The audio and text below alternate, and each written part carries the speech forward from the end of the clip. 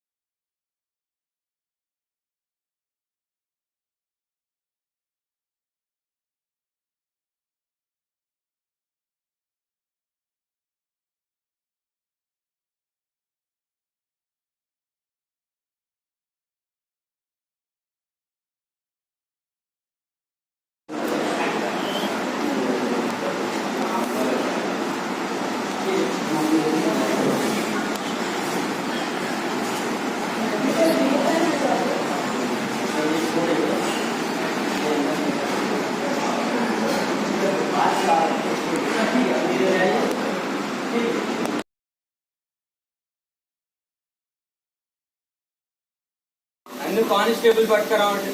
నువ్వేం మాట్లాడుతావు నీకు తెలుస్తుందా? తెలుస్తుంది రాముట్టి, తెలుస్తుంది.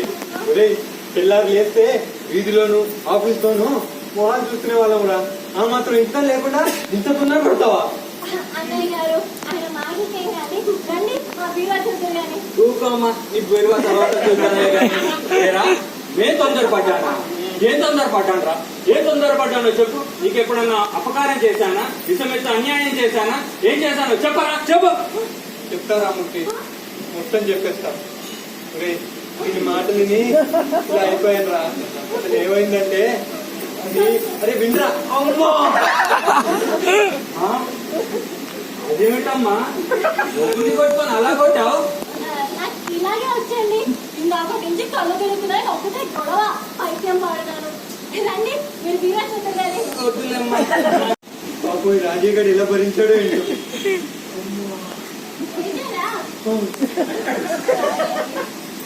ఇప్పుడు చెప్పండి, అసలు గుమ్మంలో పోలీస్ ని రాముడిగా పట్టుకొచ్చాడంటారా? నీకు ఇంకా అనుమానమా? మెల్లగా మాట్లాడి అది వినగలడు. ఆ మాత్రం నాకు తెలుసండి. అడిగినాకేమో కదా ఇంకా రేపు వచ్చేసరికి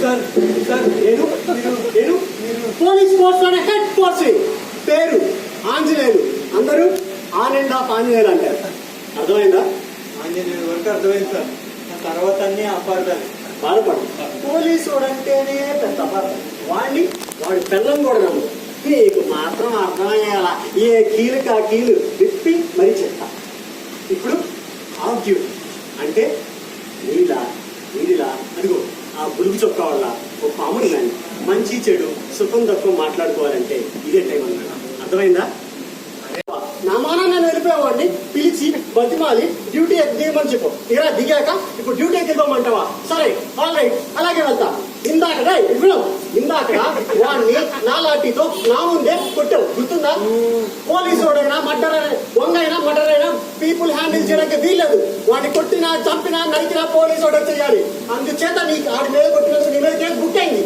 నా మీదకే అవును నీ మీదకే వాడిని తీసుకుని స్టేషన్కి వస్తే అక్కడ డ్యూటీ ఎక్కడాలు దిగడాలు ఆటలు ఆడుకోవడాలు అన్ని ఎక్కడ మాట్లాడుకుందాం సరే రైట్ నేను డ్యూటీ ఎక్కడ టైం అయింది